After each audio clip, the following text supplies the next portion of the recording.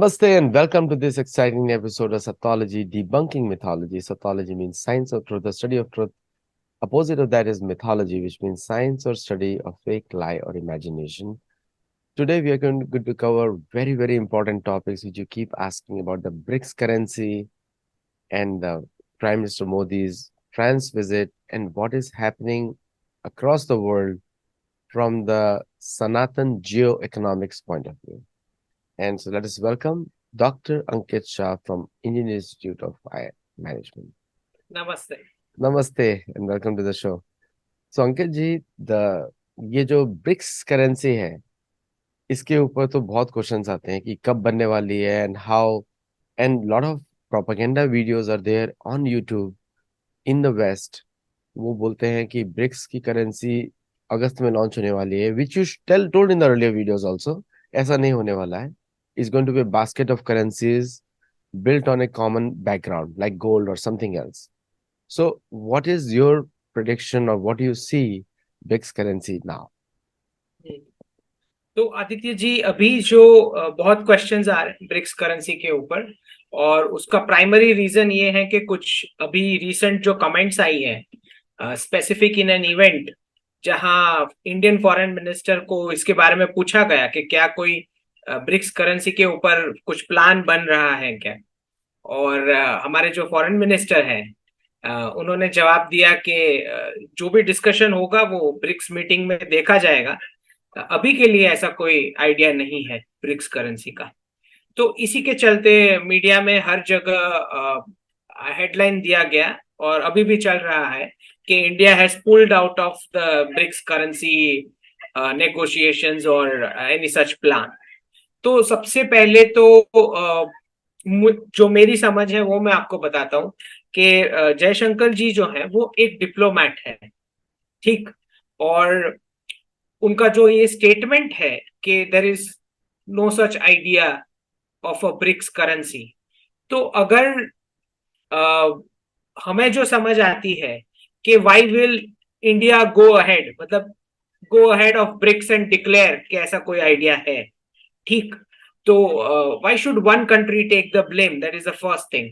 Second thing is अगर वो बोल देते हैं कि ऐसा कुछ प्लान चल रहा है या नेगोशिएशन चल रहे हैं, तो आप समझ सकते थे कि इंडस्ट्री वाइड सारे सेक्टर्स में इसका क्या रिपरकशंस आना था और कैसा पैनिक होना था।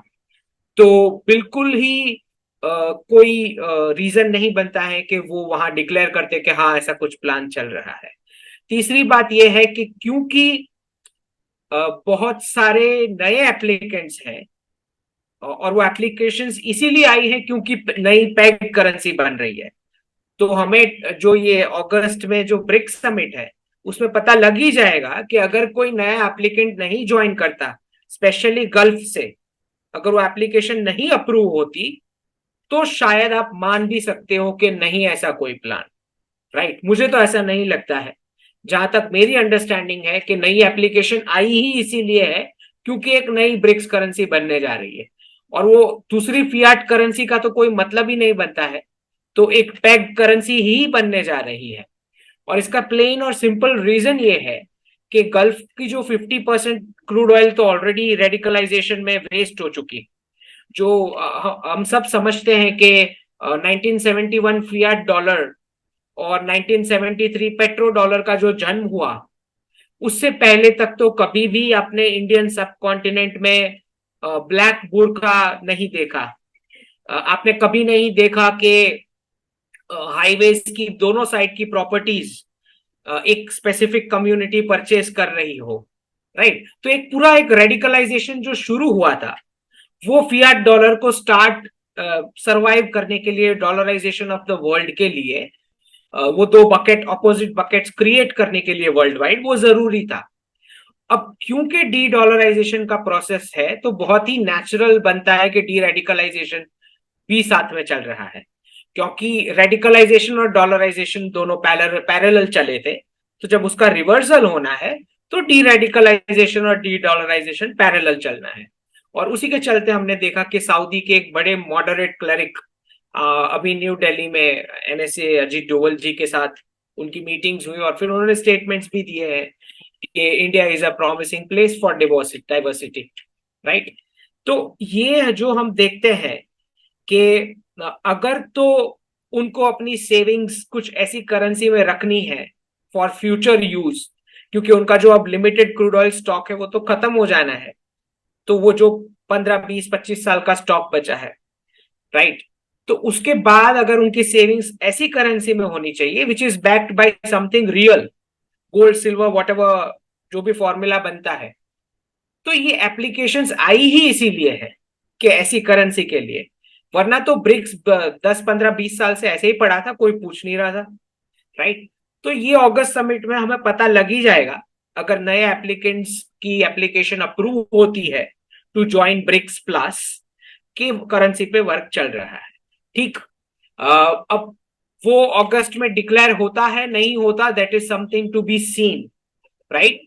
पर जहां तक मुझे समझ है, मुझे पता इतना समझ में आता है मुझे कि गोल्ड के साथ तो पैग होना ही है, तो गोल्ड उसके अंदर एक एलिमेंट है ही पैगिंग फॉर्मूला के अंदर।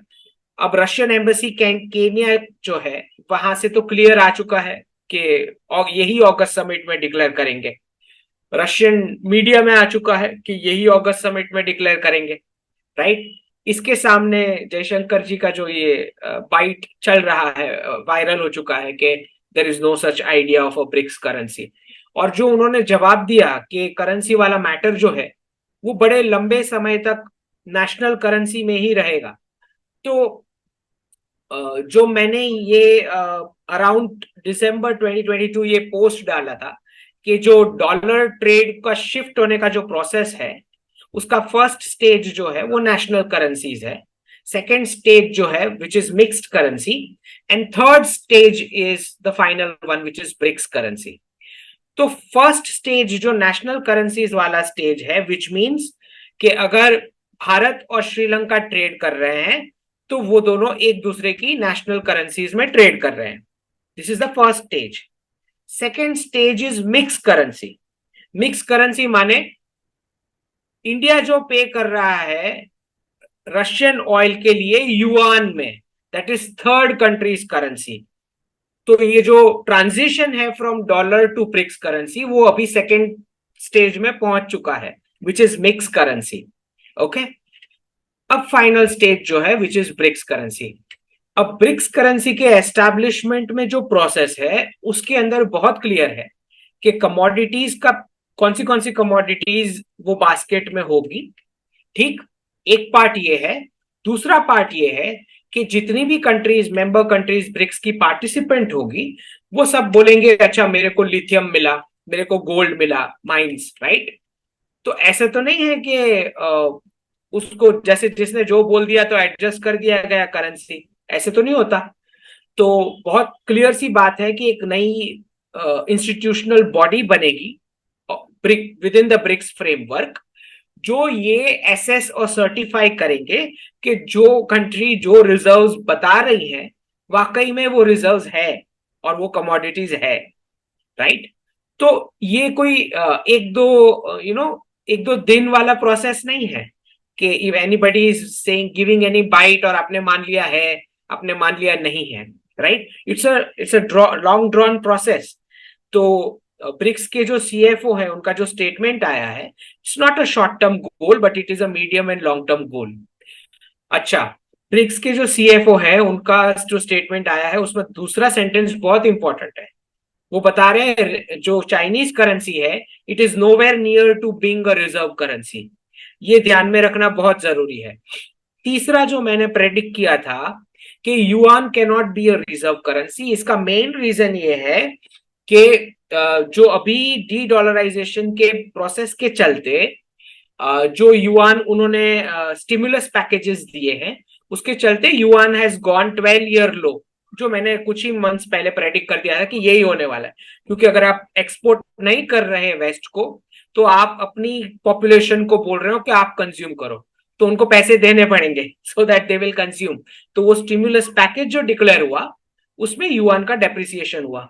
तो मैंने जैसे प्रेडिक्ट किया था कि ऐसा होगा, एंड देन जो भी थोड़ा बहुत इंटरेस्ट युआन में रहा होगा वो भी चला जाएगा। तो बहुत ही सादा सी सिंपल सी बात है कि कोई भी इवॉल्व बार्टर ट्रेड में अगर आपके पास एक्स्ट्रा कैपेसिटी है ओवर प्रोडक्शन की, तो आपको फेयर डील नहीं मिलती। तो बहुत ही कॉमन सेंस की बात है कि China has to reduce its manufacturing capacities. तो यू शुडंट बी सरप्राइज कि अगर चाइना डीकपल कर रहा है।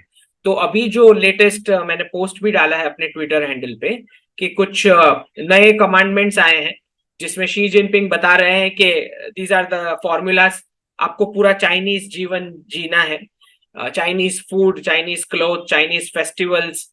हाँ, और जो मैंने प्रेडिक्ट किया था और हमने सप्तालॉजी पे 3-4 महीने पहले शो किया था कि चीन में भी धर्म की वापसी, तो वो भी सच हो चुका है आज जब दलाई लामा ने बोला कि China is trying to seek मी, मतलब वो मुझसे कनेक्ट करना चाह रहे हैं।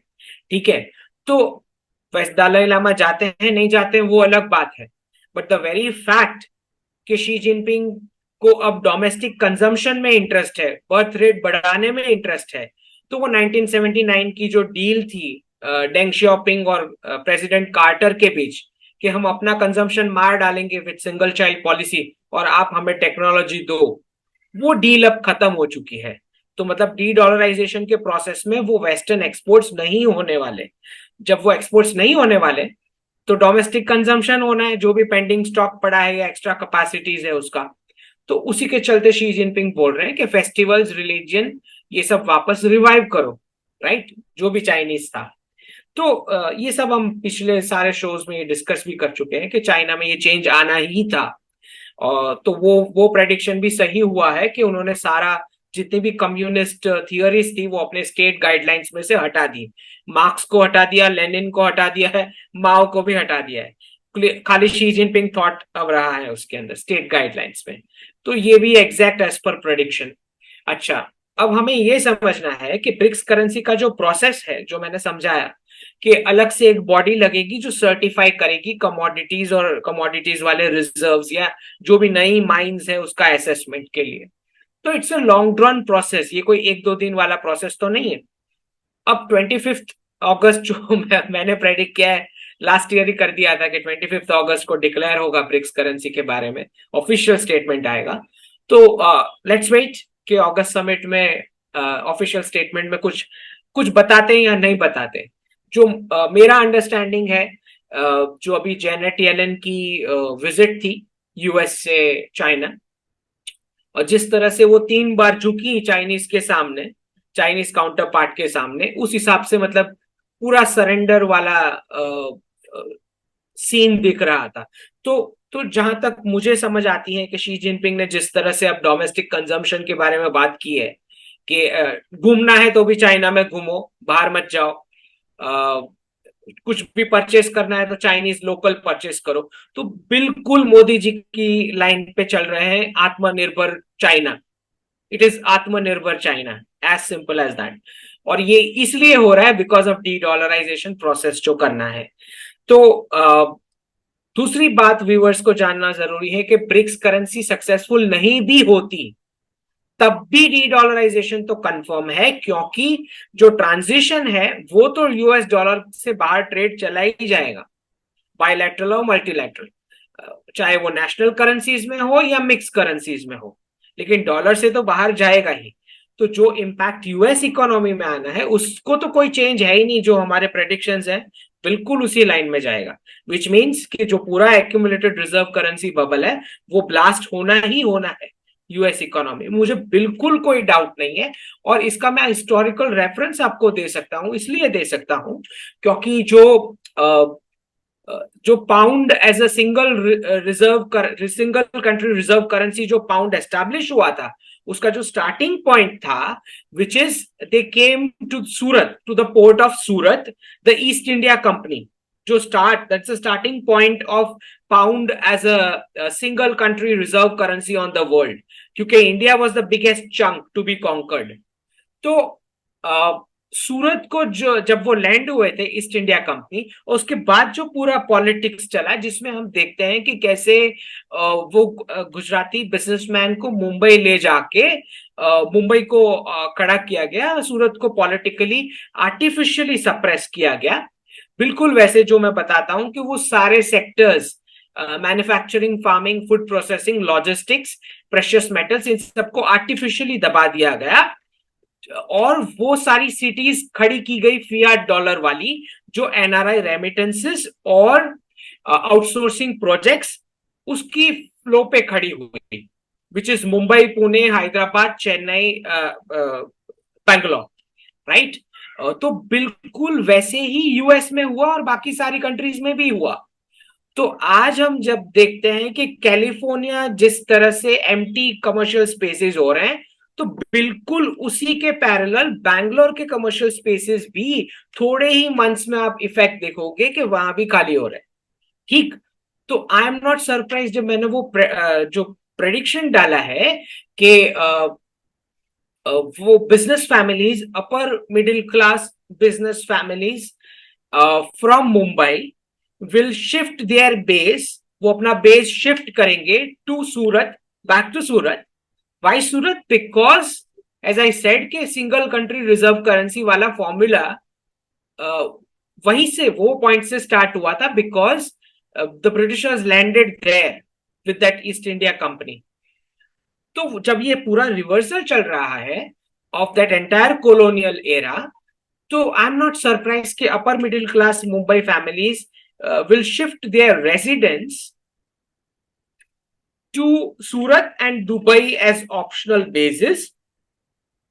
The headquarters will shift to Ahmedabad and the Gift City. The stock exchange has already started shifting to Gift City. और बिल्कुल जैसे हॉलीवुड के कुछ लोग कैलिफोर्निया खाली कर रहे हैं, बिल्कुल वैसे बॉलीवुड के भी ये डिकेड में हम देखेंगे कि वो खाली करके they will go to Noida, जो ऑप्शन बनाया जा रहा है। तो ये वेव तो it's the same in every country. तो ये कोई स्पेसिफिक इंडिया या यूएस के लिए नहीं हो रहा है, ये हर जगह होगा। क्योंकि ये पूरा रिवर्सल हो रहा है 300 साल के वो कॉलोनियल पीरियड का, because of that unipolar world का। यूनिपोलर से मल्टीपोलर हो रहे हैं। अच्छा, तो हम क्यों मल्टीपोलर हो रहे हैं? हम मल्टीपोलर इसलिए हो रहे हैं क्योंकि इंडिया के पास जो करेंसी है उसमें रिजर्व करेंसी के फीचर्स हैं, लेकिन ट्रेड और मैन्युफैक्चरिंग उस लेवल का नहीं है कि हम यूनिपोलर वर्ल्ड बना सके। चाइना के पास जो करेंसी है वो ट्रेडिंग करेंसी के फीचर है, उसके पास रिजर्व करेंसी के फीचर नहीं है। ठीक। और रशिया के पास जो करेंसी है उसके पास ना ट्रेडिंग करेंसी के फीचर है ना रिजर्व करेंसी का फीचर है, लेकिन it is richest in terms of the pegging formula. अगर पेगिंग करना है कमोडिटीज, तो natural resources wise Russia is richest. तो तीन में से एक भी कंट्री की पोजीशन ऐसी नहीं है कि वो यूनिपोलर वर्ल्ड बना सके। एक के पास रिजर्व करेंसी वाला फीचर है, दूसरे के पास ट्रेडिंग करेंसी वाला फीचर है, तीसरी कंट्री के पास कमोडिटीज पेगिंग के लिए है इन एक्सेस। तो मुझे तो बहुत क्लियर कॉम्प्रोमाइज दिखता है कि तीनों को कॉम्प्रोमाइज करके मल्टीपोलर वर्ल्ड में ही जाना है। अब based on that I am saying कि BRICS currency would be successful.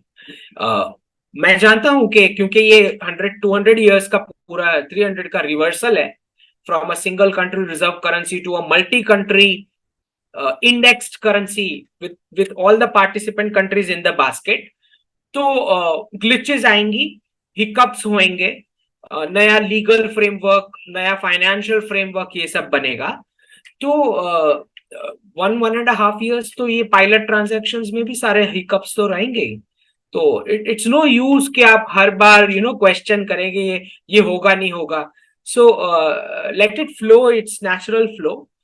जैसे भी वो लोग डिक्लेयर करते हैं, whatever way they are comfortable. Because one thing Aditya ji, हम सबको समझना पड़ेगा कि जब ऐसी ऑफिशियल डिक्लेरेशंस आती है तो it will cause huge panic across the industry sectors.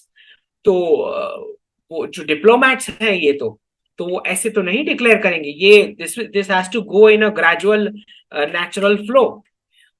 तो जो मेरी समझ में आता है कि ये अगस्त समिट के बाद हमें पता लगेगा कि व्हाट आर द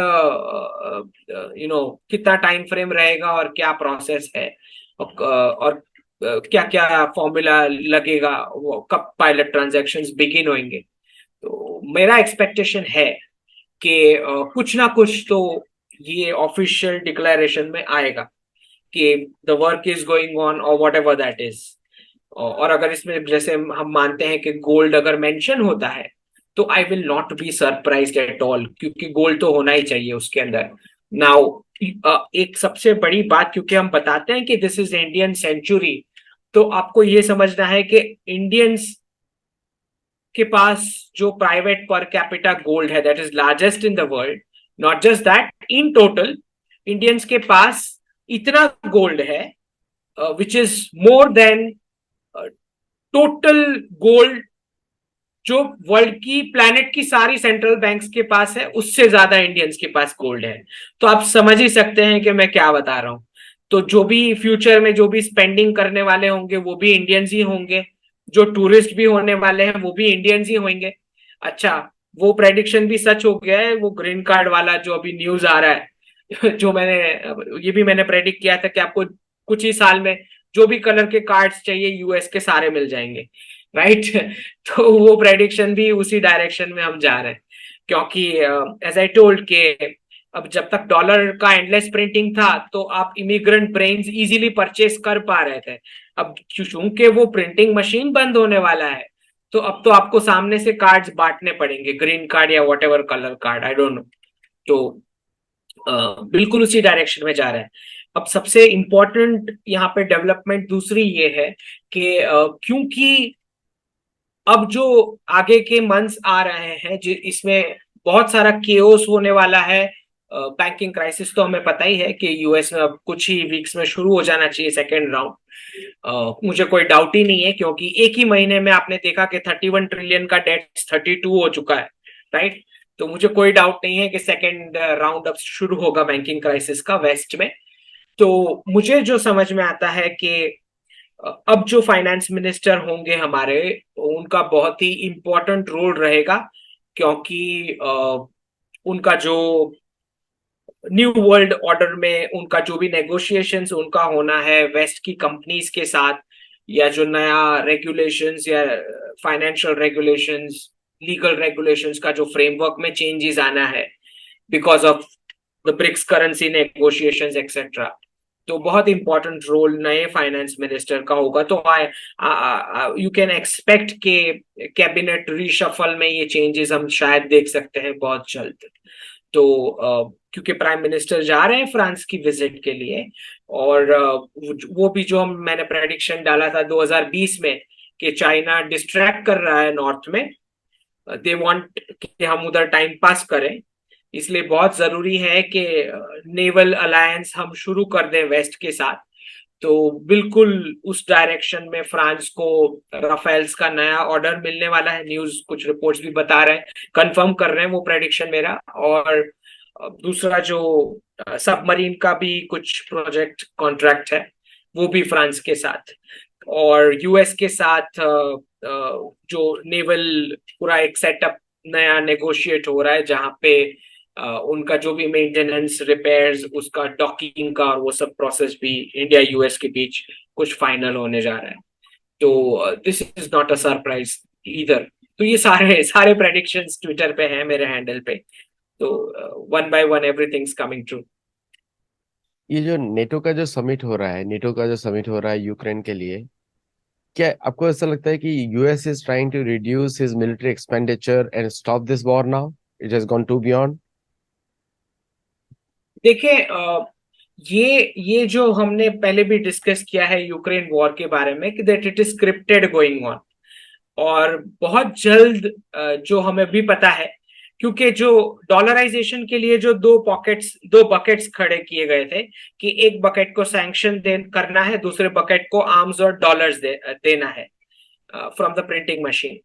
तो उसी के चलते डॉलर चल रहा था। अब क्योंकि डी डॉलराइजेशन का प्रोसेस चल रहा है तो वो सारे आर्टिफिशियल कॉन्फ्लिक्ट के जो एरियाज खड़े किए गए थे अब वो क्लोज होने, जो यूक्रेन है, पीओके है, ताइवान है, और ईरान इसराइल के बीच जो हम बात करते हैं कि डी न्यूक्लियराइजेशन करना है इसराइल को, तो ये अब रिवर्स होने हैं। तो रिवर्स वाले कॉन्फ्लिक्ट तो होंगे, सीधी सी बात है। तो I will not be surprised के क्योंकि अब G20 की जो फाइनल समिट है विच इज सितंबर में होगी, जहां पे सब लीडर्स मिलेंगे, तो भारत बिल्कुल ये चाहेगा कि ये कॉन्फ्लिक्ट का कुछ एंड अब आ जाए। बट ये भी एक फैक्ट है आदित्य जी के वेस्ट में जो क्राइसिस खड़ा होना है उसका ब्लेम भी तो डालना है पुतिन और शी जिनपिंग पे। तो एक इट्स लाइक एक क्राइसिस खत्म होगा, दूसरा क्राइसिस स्टार्ट होगा काइंड ऑफ थिंग। और फिर ताइवान का भी तो नजदीक में कुछ ना कुछ तो स्टार्ट होना है उस क्राइसिस का भी, क्योंकि जिस तरह की मूवमेंट्स हम देख रहे हैं, तो इट शुडंट बी सरप्राइज्ड कि ये सारे, जैसे मैंने बताया कि ये सारे आर्टिफिशियल जो कॉन्फ्लिक्ट्स क्रिएट किए गए थे अब वो रिवर्स होने हैं। तो ताइवान का भी आप देख सकते हैं कि कुछ ना कुछ मूवमेंट उस तरफ भी होगा। But in the long term जो हम देख रहे हैं कि ये जो भी वेस्ट में फाइनेंशियल क्राइसिस आना है उसका ब्लेम किसी ना किसी पे तो डालना है, तो वो पुतिन और शी जिनपिंग है। तो इसीलिए ये खींच रहा है, ये जो क्राइसिस है जो अभी भी खींच रहा है, वो कंस्ट्रक्शन और वो कॉन्ट्रैक्ट्स तो मिल चुके हैं ब्लैक रॉक और जेपी मॉर्गन और सबको, जो हमने स्टार्टिंग में प्रेडिक्ट कर दिया था कि यही सब कॉन्ट्रैक्ट्स के लिए ये सब कॉन्फ्लिक्ट स्टार्ट होते हैं। क्योंकि एक भी आपने देखा होगा यूएस का एक भी कॉन्फ्लिक्ट कभी क्लोज नहीं होता। इराक वॉर कभी क्लोज नहीं हुआ क्योंकि सीरिया में अभी भी ऑयल की चोरी चल रही है। आपने देखा अफगानिस्तान वॉर, वहां से भी निकल लिए, वो भी क्लोज नहीं हुआ। वियतनाम वॉर वो भी क्लोज नहीं हुआ। क्योंकि ये सब जो जो हम जानते ही हैं कि कंपनीज इसी तरह टैक्स पेयर्स के पैसे सेकेंड कंट्री के थ्रू राउट करके अपने पॉकेट में डालती है और फिर वहीं से नेक्स्ट इलेक्शन स्पॉन्सर होता है पॉलिटिशियंस का। तो उसी के चलते ही बस कॉन्फ्लिक्ट खींचते रहते हैं।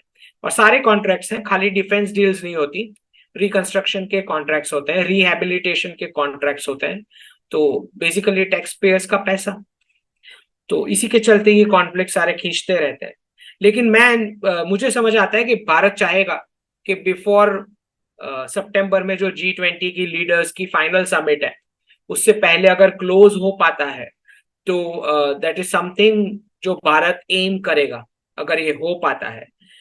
बट कितना हो पाता है that is something to be seen, क्योंकि वो टाइम किया जाएगा विथ ताइवान ताइवान का भी जो इनिशिएशन होना है जैसे भी, राइट। और बहुत ही क्लियर अभी जो पीओके की भी डेवलपमेंट आपने सुनी ही होगी कि कैसे इलॉन मस्क ने ट्विटर का जो हैंडल था गिलगिट बाल्टिस्तान का वो सस्पेंड कर दिया है, और जो भी वहां पे लोग हैं उनको जम्मू एंड कश्मीर रीजन दिखा रहा है लोकेशन में। तो बहुत सादा सी बात है कि जितने भी डॉलराइजेशन के लिए जितने पॉकेट्स क्रिएट किए गए थे दो बकेट्स को क्लैश करवाने के लिए, अब डी डॉलराइजेशन में वो सारे पॉकेट्स रिवर्स होंगे, विच मीन्स कि वो यूक्रेन भी रशिया करेगा ही कैप्चर। जब एंड आउटकम होगा तब आप देख ही लोगे। और बिल्कुल वैसे ताइवान का भी होगा और बिल्कुल वैसे पीओके का भी होगा। अच्छा, दूसरा हमें समझना है कि फ्रांस वाला भी है, जो मैंने प्रेडिक्ट किया था, ये भी ट्विटर हैंडल पे बुक में चैप्टर भी है मेरे, फ्यूचर ऑफ यूरोप करके, उसमें क्लियर बताया था कि ये होने वाला है। तो जितने भी रेडिकल्स इन्होंने कंट्रीज में डाले थे, एंजेला मर्कल और ओबामा ने मिलके, दोनों ने मिलके यूरोप में मिडिल ईस्ट के रेडिकल्स, तो मुझे बिल्कुल भी सरप्राइज नहीं होगा कि इसी डिकेड में हम देखेंगे ब्रिटेन का पार्टीशन, ना सिर्फ from Scotland view point but also from the Islamist radical separatist calls. बिल्कुल वैसे आप देखोगे पूरे यूरोप में क्रूसेड्स भी होंगे, और बिल्कुल वैसे जैसे भारत को आज जितने भारतीय जीवित हैं वो बालिका वधु, थैंक्स टू बालिका वधु हम सब आज जिंदा हैं। तो मुझे बिल्कुल भी सरप्राइज नहीं होगा अगर यूरोप में वो लोग मैरिज एज लड़कियों की नीचे लेके जाएंगे, क्योंकि ये क्रूजेड्स में जब वो इस्लामिक ग्रूमिंग गैंग्स उनको परेशान करेगी तो वो छोटी बच्चियों की शादी कर देंगे, जो इंडिया को भी करना पड़ा था बालिका वधु to survive the Islamic onslaught. तो I will not be surprise कि यूरोप का भी वही ऐसा ही कुछ होगा। They will reduce the marriage age for the girls to save them from the radical grooming gangs. तो I will not be surprise, क्योंकि बहुत सारे नो गो जोन्स वहां भी है यूरोप में, जो अब क्रिएट हो चुके हैं। जिस तरह से फ्रांस को एक बता रहे थे कि 16th सेंचुरी चर्च भी डिमोलिश की गई, ये सब already predicted all of these कि ये होना ही था। और फिर अब स्ट्रीट क्लैश और क्रूसेड्स की ओर यूरोप आगे बढ़ रहा है। इसी में कितना मैक्रोन बचा पाते हैं, that is what we need to see. अभी प्राइम मिनिस्टर की विजिट है फ्रांस में, जहां पे डील सारी साइन होनी है। तो रिपोर्ट्स आ रहे हैं कि अभी strictly they are handling the radicals now after this many days. और जो मुझे लग रहा है कि फ्रांस की वजह से बहुत सारी यूरोपियन कंट्रीज में अब जो हंगेरी और पोलैंड बोलते आ रहे थे कि एक भी मुस्लिम कम्युनिटी का इलीगल रेफ्यूजी हम नहीं लेने वाले, तो मुझे बिल्कुल भी सरप्राइज नहीं लगता अब और कंट्रीज बोलेगी कि we are not going to take any more Middle East refugee guys. तो जो ये इस पर क्लिप भी आया था, शायद यूएई के प्रिंस थे जो कुछ किसी समिट में बता रहे थे कि इनको पता ही नहीं है तुम लोगों को कि व्हाट इज इस्लाम। हम क्लियर बता रहे हैं कि यूरोप से ज्यादा टेररिस्ट निकलेंगे। तो ये क्लिप बहुत वायरल है यूएई प्रिंस की, जो किसी समिट में बता रहे थे यूरोपियंस को कि आप पॉलिटिकल इनकरेक्टनेस छोड़ दो, हमें पता है what Islam is and what terrorism is and everything. तो आप हमारी बात सुने, अगर आप नहीं सुनेंगे तो आपका ये सब हो सकता है। तो उन्होंने तो क्लियर बताया था यूरोपियंस को। लेकिन अभी भी आप देख सकते हैं कि कैसे कुछ लेफ्टिस्ट पॉलिटिशियंस हैं जो हर बार इस इनके सपोर्ट में आ जाते हैं, ये सारे रेडिकल आइडियोलॉजी के। और बिल्कुल सरप्राइज नहीं है, क्योंकि ईरान में भी हमने जब देखा था कि जब इस्लामिक रेवोल्यूशन हुआ तो लेफ्ट और रेडिकल्स दोनों मिलके इस्लामिस्ट रेवोल्यूशन किए। लेकिन जैसे ही इस्लामिक गवर्नमेंट बनी ईरान में, तो उसी वीक से उन्होंने लेफ्ट को मारना शुरू कर दिया। तो यहाँ पे भी हम केरला है, बंगाल है, उसमें यही देखते हैं कि लेफ्ट का जो रोल है वो खाली दरवाजे खोलने का है। तो वो जाते हैं, दरवाजा खोलते हैं, रेडिकल्स अंदर आते हैं, फिर रेडिकल्स लेफ्ट को मार डालते हैं और पावर हाथ में ले लेते हैं, और फिर लेफ्ट निकल जाता है नेक्स्ट स्टेट के लिए। तो केरला और बंगाल में कुछ ऐसा ही सिचुएशन है, जहां पे एक बार लेफ्ट की गवर्नमेंट दरवाजा खोलती है, रेडिकल्स अंदर आते हैं, फिर रेडिकल्स पावर ले लेते हैं, लेफ्ट को खत्म कर देते हैं, और फिर लेफ्ट जाएंगे नेक्स्ट स्टेट में, कर्नाटका और बिहार, फ्रॉम बंगाल टू बिहार। फिर लेफ्ट बिहार और कर्नाटका जाके फिर कर्नाटका और बिहार का दरवाजा खोलेंगे, फिर वापस वहां रेडिकल्स एंटर करेंगे। ये वही साइकिल है जो हमने ईरान में भी देखी। तो आई एम नॉट सरप्राइज्ड के वही वही ये पूरे यूरोपियन यूनियन में हुआ है कि उन्होंने ये एक्सक्यूज के चलते कि हमारे पास लेबर नहीं है। अब लेबर क्यों नहीं है, ये जो एक्सक्यूज बनाया उन्होंने कि हमारे पास लेबर नहीं है इसलिए हम इंपोर्ट कर रहे हैं from middle east young people. तो लेबर क्यों नहीं है, क्योंकि वही अब्राहमिक जो इकोनॉमिक्स है, जहां पे उन्होंने यूज किया women as a temporary unit of labour for temporary GDP. जब आप वुमेन को यूज करते हैं as a factor of production for temporary GDP during the fertile years, तो बर्थ रेट नीचे जाने ही थे। तो यू शुडंट बी सरप्राइज्ड, और फिर आपको मैन फैक्टर ऑफ प्रोडक्शन नहीं मिला, तो आपने यूरोपियन यूनियन ने मिडिल ईस्ट से इंपोर्ट किए रेडिकल्स। तो ये जो पूरा अब्राहमिक इकोनॉमिक्स है, one life concept consumption model वाला, ये तो बिल्कुल कोलैप्स कर चुका है सारी इकोनॉमीज। आज जापान पूरा एज हो चुका है, चाइना की हालत तो इतनी बदतर है, जो मैं बताता हूं कि बाय 2029 तो 40 million Chinese man will not have any woman to marry. मतलब 40 मिलियन होंगे जिनको वाइफ नहीं मिलेगी, मतलब 4 ग्रैंड पेरेंट्स, 2 पेरेंट्स और कमाने वाला एक, और उसको वाइफ भी नहीं मिल रही है। तो आप समझ सकते हैं कि किस प्रकार का इकोनॉमिक कोलैप्स चाइना में आने वाला है, because of single child policy. कौन सी सिंगल चाइल्ड पॉलिसी? वही जो डॉलराइजेशन के लिए कार्टर ने डील में कंडीशन डाली कि हम टेक्नोलॉजी तब देंगे जब आप अपना कंजम्पशन खत्म कर देंगे, सिंगल चाइल्ड पॉलिसी लाके। तो 1979 की जो कार्टर की डील थी, कार्टर और डेंग शियाओपिंग के बीच, उसी का रिवर्सल जो हम देख रहे हैं अभी, राइट। तो चाइनीज इकोनॉमी भी डॉलर ने कोलैप्स करवाई, जापानीज इकोनॉमी गई because of this Abrahamic economics, पूरी एज हो चुकी है, स्कूल्स भी शट डाउन हो रही है। सिमिलरली यूएस भी एज हो रहा है, यूरोप तो एज होके रेडिकल्स को इनवाइट करके अंदर भी लेके आ गया।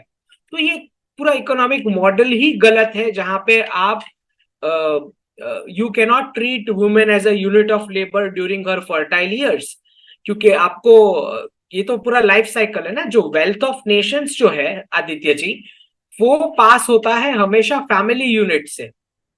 तो मुझे तो ये शौक लगता है कि कैसे एडम स्मिथ का कैपिटलिज्म और कार्ल मार्क्स का कम्युनिज्म, ये दोनों भूल कैसे गए अपनी इकोनॉमिक मॉडल्स में। उन्होंने फैमिली वर्ड एक बार भी इस्तेमाल नहीं किया।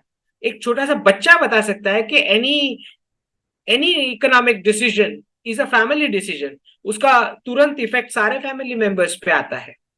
तो मतलब बहुत ही शॉकिंग है कि कैसे दो बड़े इकोनॉमिक मॉडल्स और दोनों के दोनों फैमिली एक बार भी वर्ड मेंशन नहीं किए अपने इकोनॉमिक मॉडल्स में। इसीलिए द सनातन इकोनॉमिक्स मॉडल, जो मैं the next book that is coming, जो मैं बार बार बताता हूं कि हम लाइफ साइकिल प्रिजर्वेशन की बात करते हैं, कि हमें next man factor of production चाहिए, करेक्टली नर्चर किया हुआ, तो ही इकोनॉमिक्स, क्योंकि वेल्थ ऑफ नेशन जो होता है वो ऐसे ही पास होता है।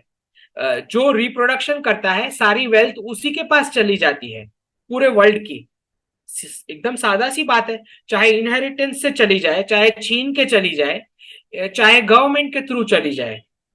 जब आपका रिप्रोडक्शन और बर्थ रेट्स ही नहीं है, तो जिसका बर्थ रेट और रिप्रोडक्शन है तो वेल्थ तो वहीं जाएगी, राइट। तो ये बहुत ही मतलब अब्राहमिक इकोनॉमिक्स जो वन लाइफ कॉन्सेप्ट है, उसी की वजह से इनकी सारी इकोनॉमीज कोलैप्स हो रही है। तभी मैं बताता हूं कि जो Sanatan economics is the only way forward where humanity can sustainably earn money and do things.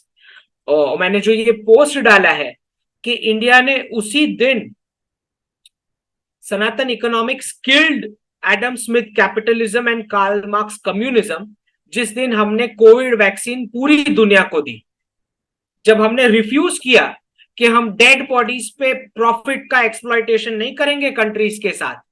Indians adamantly refused, we will not exploit this, the dead bodies, and we will make sure कि हमारे भले हमारे pocket से पैसा जा रहा है, will try to save as many lives in the world as possible. This is Sanatan economics. उसी दिन इंडिया ने सारे इकोनॉमिक मॉडल्स जो है वेस्ट के, और पूरे हिला के रख दिए, जहां से अब मुझे नहीं लगता कि वेस्ट कभी रिकवर कर पाएगा। जो शॉक दिया है इंडिया ने इतनी सारी कंट्रीज को कोविड वैक्सीन सप्लाई करके, राइट। क्योंकि वेस्ट और कम्युनिस्ट स्टेट कंट्रोल जो है, वेस्टर्न हेजिमोनी और कम्युनिस्ट स्टेट कंट्रोल, ये दोनों बिल्ट ही उसी प्रिंसिपल पे हुए हैं कि किसी का नुकसान होगा तो ही मेरा फायदा होता है। तो जिस दिन इंडिया ने ये कोविड वैक्सीन सप्लाई करी इतनी सारी कंट्रीज को, हमारी जेब में हमारे पैसे से इतने सारे जीवन हमने बचाए, मना कर दिया कि हम एक्सप्लॉइट नहीं करेंगे प्रॉफिट्स, एक्सॉर्बिटेंट प्रॉफिट्स के साथ, राइट। उसी दिन Sanatan economics killed Adam Smith capitalism and Karl Marx communism.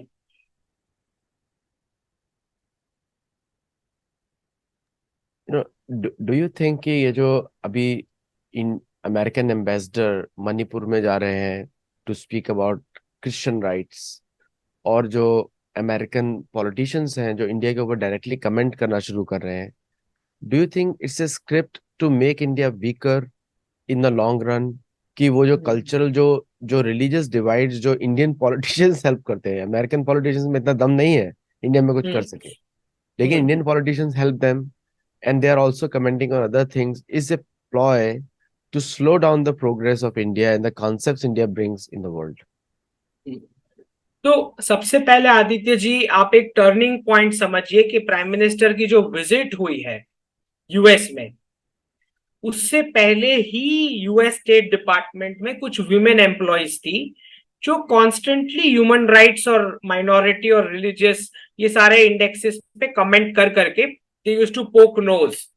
तो वो सारी जो वुमेन एम्प्लॉयज थी वो पिछले 3 महीने से तो दिखाई नहीं दे रही। तो जो मुझे समझ में आया, अभी जो latest US ambassador in India, उनका जो कमेंट था मणिपुर पे, तो वो कमेंट एक्चुअली नहीं था, उनको मीडिया ने क्वेश्चंस पूछे to comment on Manipur, right. और उनका जो आंसर था वो ये था, what help can we do, right. तो मुझे लगता है कि वो जो इंटरफियरेंस वाला जो एक दौर था वो अब खत्म हो चुका है, उसका अब कोई स्कोप नहीं है। ठीक, ये तो उनको कमेंट करना पड़ा क्योंकि मीडिया ने कुछ क्वेश्चन पूछा, राइट। तो हमारा जो मीडिया है वो अभी भी वही इन्फ्लुएंस से पड़ा है कि there is a supremacy of the West, क्योंकि अभी वो जो कोलोनाइजेशन ऑफ माइंड्स है वो अभी तक खत्म नहीं हुआ है दिमाग से, उसका वो जेट लैग अभी भी उनके है। तो मुझे लगता है कि ये जो इंटरफियरेंस और कमेंटिंग करने वाला जो है वो दौर अब खत्म हो चुका है। मुझे नहीं लगता कि यूएस से कभी कोई ऑफिशियली ऑफिशियली तो नहीं आएगा कुछ। हाँ, कुछ एजेंसीज हैं, कुछ रिपोर्ट्स बना रही है, वो तो हमेशा से कंटिन्यू रहेगा, क्योंकि वो आप हर जगह तो नहीं लॉक कर सकते चीजें। लेकिन जो ऑफिशियल स्टेटमेंट्स की बात है ऑफिशियली फ्रॉम द गवर्नमेंट, मुझे नहीं लगता कि कभी आएगा। आपने देखा कि कैसे ओबामा का जब स्टेटमेंट आया ड्यूरिंग द विजिट, तो कुछ ही टाइम बाद व्हाइट हाउस ने बताया कि we do not agree to that, and वो एक प्राइवेट सिटीजन वाली कैपेसिटी में कमेंट आया था।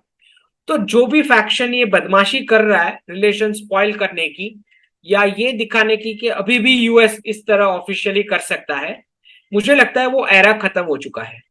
तो आई डोंट थिंक कि ऑफिशियली कुछ ऐसे स्टेटमेंट्स फ्यूचर में कभी आ सकते हैं, क्योंकि जिस तरह का एक सेटअप क्रिएट हो गया है जहां पे कंपनीज अब अलाइन कर चुकी है इंडियन इकोनॉमी के पोटेंशियल के साथ, उसके चलते आई विल नॉट बी सरप्राइज्ड के आगे चलते ऑफिशियल तो नहीं आएगा कुछ from the US government.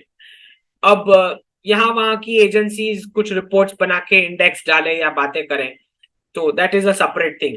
By the way, Obama का तो फिर बाद में रिपोर्ट्स भी कुछ आ रहे थे कि कहीं से उसने पैसे लेके ये पर्पसली उसी टाइम पे कमेंट किया। तो हो सकता है, I don't know how far that is truth, but White House ने तो किनारा कर लिया कि he speaking as a private citizen, right. तो ये बहुत बड़ा सिंबॉलिक जेस्चर था कि एक इमीडिएट पास्ट प्रेसिडेंट को आप डिनाई कर रहे हो, राइट, कि he is not speaking in his official capacity.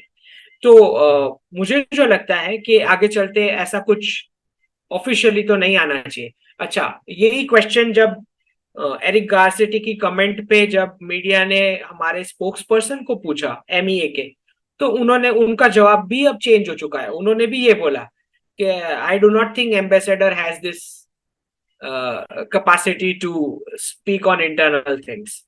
तो टोन दोनों बाजू चेंज हो चुका है। तो स्टेट डिपार्टमेंट्स और एमईए से तो कभी कोई इस तरह से एंकरेजमेंट नहीं मिलेगा कि इंटरनल अफेयर्स में आप कुछ बोल सके। सो पीओके पे आपका प्रोडिक्शन था, एंड आई थिंक पीओके पे prediction is coming true. Gilgit Baltistan को ट्विटर ने ही मैप से हटाया है, भारत के में डाल दिया है। एंड तो उसका impact you had also told in one of the shows, जो व्यूअर्स हैं उसको देख सकते हैं कि हमारा प्लेलिस्ट है अंकित शाह जी का, वहाँ पे आप जाके देख सकते हैं। वो आपने बताया था कि solution to LAC comes from POK. तो एलएसी का भी अभी right now all the armies, Indian armies are दोनों खड़े हुए हैं अभी नॉर्दर्न साइड पे। And so but the POK is also happening. So do you think it's a prediction कि अभी सितंबर से पहले बहुत कुछ चेंज हो सकता है पीओके में, भारत के हिस्से में? वेल, पीओके में इंटरनली तो changes, that is an ongoing process, क्योंकि वहां केओस तो है ही, और वो लोग देख रहे हैं कि कैसे इस तरह का इस साइड का जो कश्मीर है वहां पे क्या क्या डेवलपमेंट्स हो रही है। सो एक तो नेचुरल सी ह्यूमन टेंडेंसी आदित्य जी के, कोई भी पॉपुलेशन हो कि उसको सर्विसेज तो चाहिए at the end of the day from the government. तो जब आप देखते हैं कि Pakistan has nothing to offer, उसके पास ऑफर करने के लिए कुछ नहीं है, तो उसी के चलते आप देख रहे हैं ना कि कैसे यूएई जो है वो कराची पोर्ट वाला डील फाइनल करने जा रहा है, और यूएई जो है वो उनके बाकी के एयरपोर्ट्स और वो सारा अभी परचेज करने की बिड्स डाल चुका है। अगर कोई किसी भी प्रकार की, अगर आपको फाइनेंशियल हेल्प चाहिए पाकिस्तान को, तो UAE has its own set of conditions कि आपको ये एसेट्स जो है वो मॉर्गेज करने पड़ेंगे, या उनके प्रोजेक्ट्स हमको हैंडल करने देने पड़ेंगे। तो स्लोली एंड ग्रेजुअली जो स्टेक होल्डर्स हैं पाकिस्तान के, वो स्टेट से हट के other countries are becoming stakeholders of Pakistani assets. तो इसका आप लॉन्ग टर्म इम्पैक्ट तो आप समझ ही सकते हैं। और वैसे भी यूएई जो मैंने बताया है कि it's anyways it is from geopolitical perspective it is as good as 90-95% alignment India की पॉलिसी के साथ। तो आई वॉन्ट बी सरप्राइज्ड के इसमें ज्यादा कोई यूक्रेन जैसा खून खराबा इतना लंबा चलने वाला तो कुछ नहीं होने वाला। That I can assure you. ये 2-3 दिन वाला मामला है, जब भी ये फिक्स होता है। कब होता है, all time is good, but जो पॉलिटिकल सेंस मुझे समझ में आता है कि आप इलेक्शन के बाद करके तो क्या करोगे। मतलब आई एम टॉकिंग पॉलिटिकली।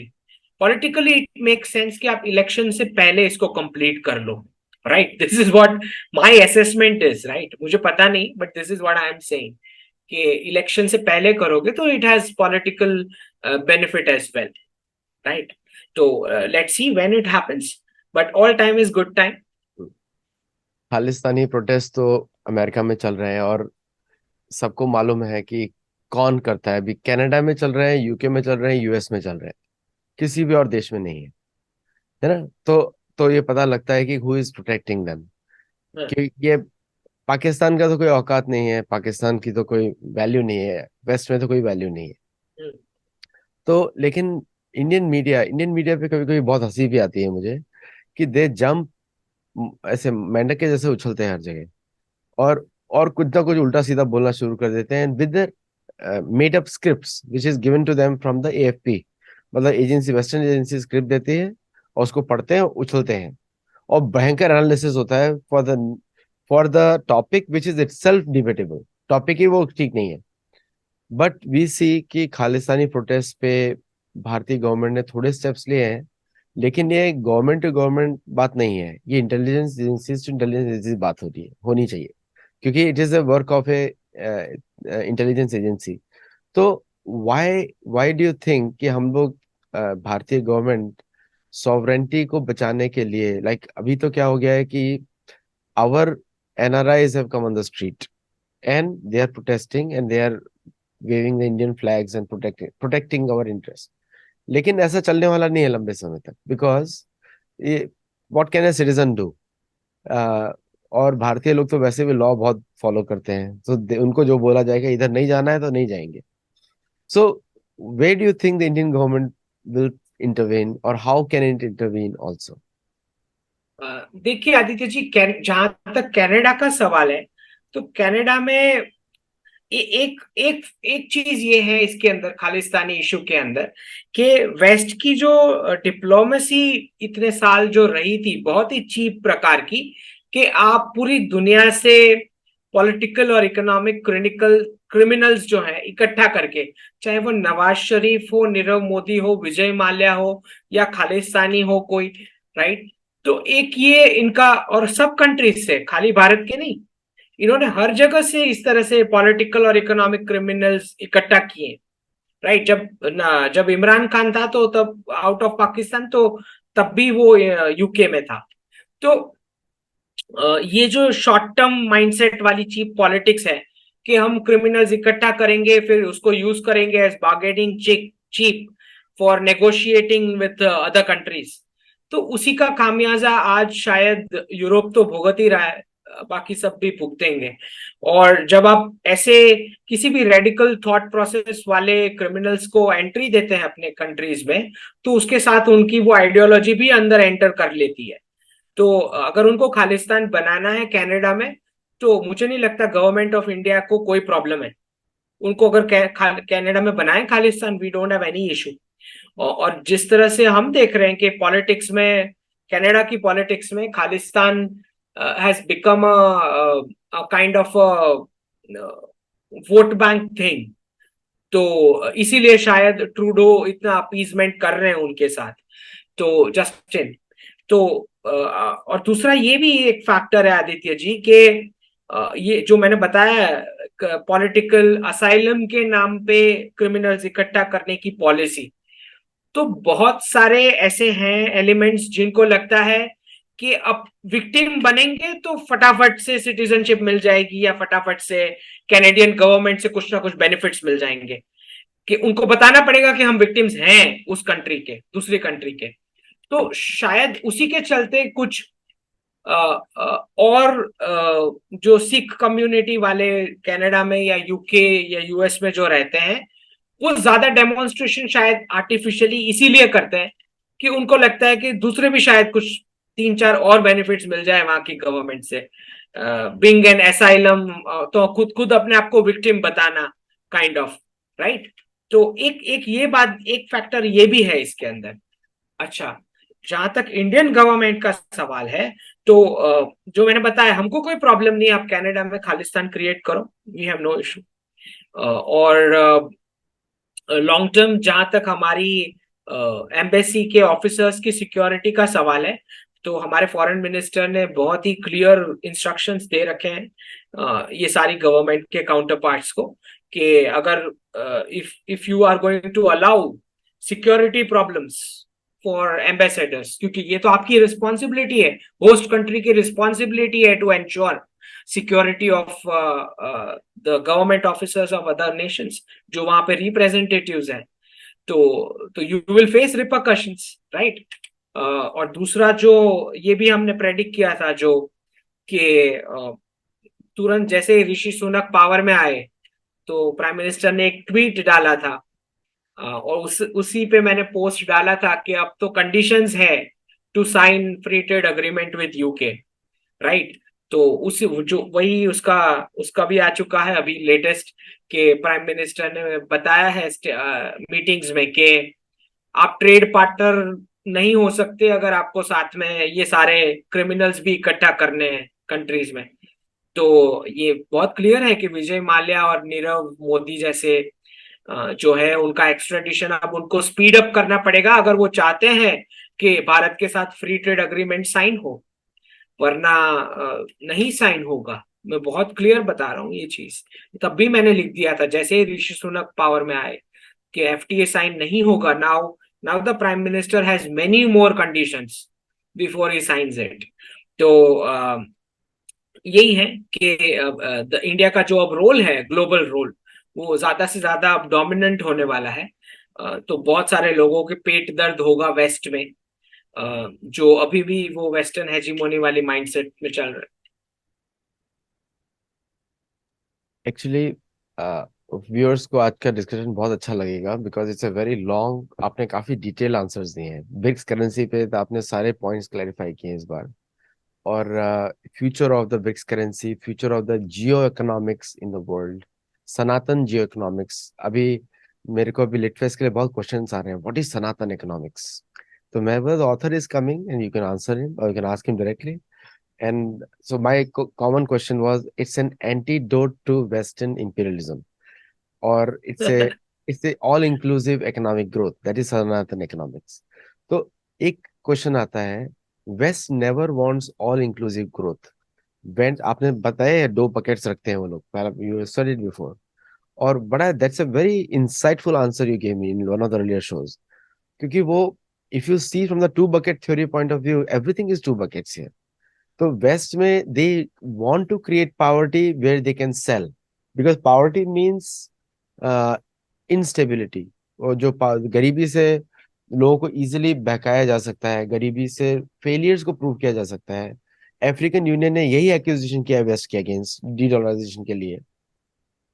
तो जो लोग ऐसा बोल रहे हैं कि डी डॉलराइजेशन एक जिंगोइस्टिक थॉट है, it's not a jingoistic thought, it's a reality of the world.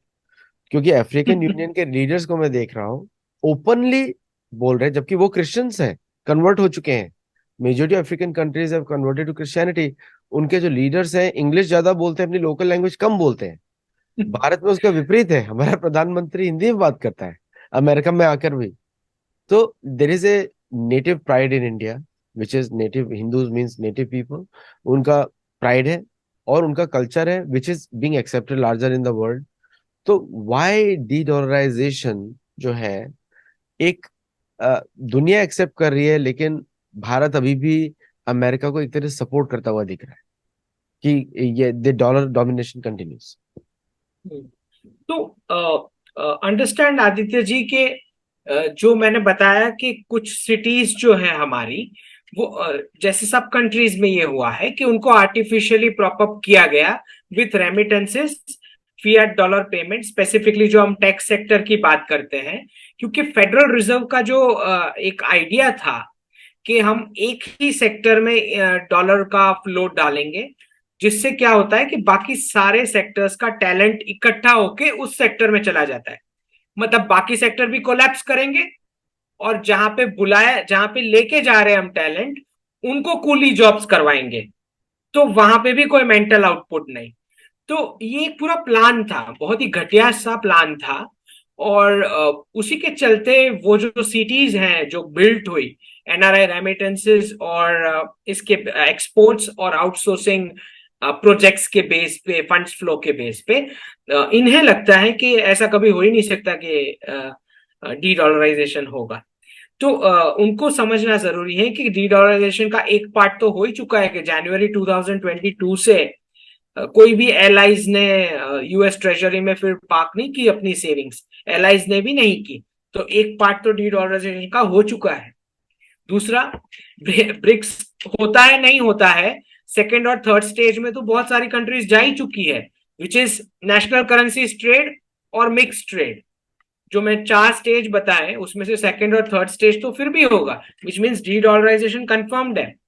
अब जो आपने पूछा कि why will India officially not go, you know, openly declaring it and things like that, this will not happen, and I'll tell you why. क्योंकि भारत जो है वो ही ब्रिज बनेगा between East and West, right? तो ऐसा तो नहीं है कि यूनाइटेड स्टेट्स किसी और प्लैनेट पे जा रहा है डी डॉलराइजेशन होने के बाद, राइट? वो यहीं पे है, डॉलर भी यहीं पे होगा, पर वो पैक्ड होगा, रीपैक्ड करेंसी पैक करेगा अपनी, जितने टाइम नेगोशिएशन के बाद जब करते हैं तब। तो एक बात आपको समझनी है कि जो अर्स्टवाइल, आप इसको ऐसे लें जैसे कोई कमेटी होती है। अब कमेटी में चेयरमैन होता है, फिर जब नया चेयरमैन बनता है तो उसको पुराने चेयरमैन के सपोर्ट की जरूरत होती है, वैलिडेशन की जरूरत होती है, इनपुट्स की जरूरत होती है, थिंग्स लाइक दैट। तो जब भारत ब्रिज बनेगा between East and the West, और क्योंकि इस शी जिनपिंग और पुतिन को भी समझ में आती है ये बात कि अगर भारत ब्रिक्स में नहीं रहेगा, और अगर किसी को पता चला, कोई भी ब्रिक्स प्लस के पार्टिसिपेंट को, कि चाइना या रशिया हैंडल करने वाले करेंसी, तो सबके सब भाग जाएंगे। आई एम टेलिंग यू, अगर इंडिया नहीं हैंडल करेगा ये करेंसी तो सबके सब भाग जाएंगे। जितने भी नए एप्लीकेंट्स हैं वो भी भाग जाएंगे। तो everybody understands that India is required in the middle. तो जो भारत जो है इसका मैक्सिमम बेनिफिट लेगा in terms of not just global framework जो अब बनेगा डिसीजन मेकिंग का। क्योंकि आप एक बात समझे आदित्य जी, कि मैक्रॉन जो है उसने इंडिया को पुश करा कि आप मुझे कैसे भी करके ब्रिक्स समिट का इनविटेशन लाके दो। तो जिस प्रकार का साइलेंस मेंटेन हुआ है उसके बाद, उसको देख के मुझे लगता है, ये मेरी मेरी समझ है, खुद की असेसमेंट है, कि ब्रिक्स की जो करेंसी, जो कंट्रीज है, मेन कंट्रीज, वो डिसाइड करके बैठे हैं कि अब जो हम नया वर्ल्ड ऑर्डर बना रहे हैं या नया पूरा गवर्नेंस का फ्रेमवर्क बना रहे हैं, इसमें हम नहीं चाहते कि वेस्ट का कोई पार्टिसिपेशन हो डिसीजन मेकिंग लेवल पे। तो इसी के चलते मुझे बड़ा डाउटफुल लग रहा है कि फ्रांस को इनविटेशन मिलेगा ब्रिक्स समिट का, भले ही मैक्रोन मांग रहा है। वरना Macron wants to be the first country to visit the BRICS summit, western country, right? तो मुझे नहीं लगता उसको दिया जाएगा, बिकॉज ये बहुत एक पूरा डीकोलोनाइजेशन का गुस्सा है, जो आपने भी बताया कि अफ्रीकन लीडर्स भी गुस्सा कर रहे हैं वेस्ट पे। तो बहुत ज्यादा। तो आई डोंट थिंक कि जब तक चीजें डिसाइड हो जाती है नहीं, तब तक वेस्ट को कुछ पार्टिसिपेट करने मिलेगा इसमें।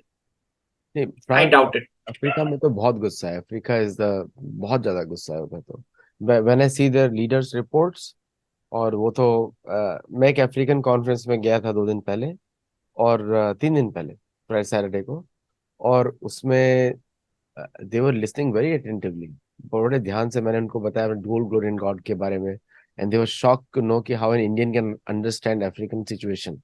It is one of the most pathetic. वहां पे पूरा poverty is artificial induced by the west, total poverty. In fact वहां के लोगों को डिसीजन मेकिंग नहीं है। और फ्रांस में राइट्स का एक रीजन वो भी है। It's not hmm just Islamic hmm fundamentalism, it is about the hmm. Islamism की वजह से नहीं है उसे। Economic blockade of Africa is there, हाँ हाँ, क्योंकि वो सारा कंट्रोल बहुत एक्सप्लॉइटेशन हुआ है। बहुत ज्यादा अभी भी चल रहा है। ऐसा नहीं कि खत्म हो गया है। Only it's coast on. It's on Algeria, Morocco, बस 2-3 स्पॉट्स हैं। Nigeria is the biggest economy because of US. लेकिन पीपल आर टोटली आउट अभी। Nigeria will be the first country to come out on dedollarization. और जब वो आएगा तो it will be big, very big. It's the biggest African economy. चलिए, बहुत बहुत धन्यवाद आपका, और बहुत बहुत दर्शकों का भी। इतना डिटेल में आज अंकित जी ने आंसर दिया है, काफी लंबे समय के बाद आए हैं। तो और हमारा स्केड्यूल भी नहीं मीट हो रहा था। आप सब लोग मुझे बोल रहे थे अंकित शाह क्यों नहीं आ रहे हैं। कोई कॉन्स्पिरेसी नहीं है, वो उनका वो नहीं, बिजी थे। ट्रैवलिंग था, थोड़ा ट्रैवलिंग चल रहा था। तो लेकिन आप अमेरिका में आके उनको जरूर मिलिएगा अगस्त 25-26 को। वो यहाँ पे जरूर होंगे, and will talk in detail when he is in person. नमस्ते एंड थैंक यू। जय हिंद।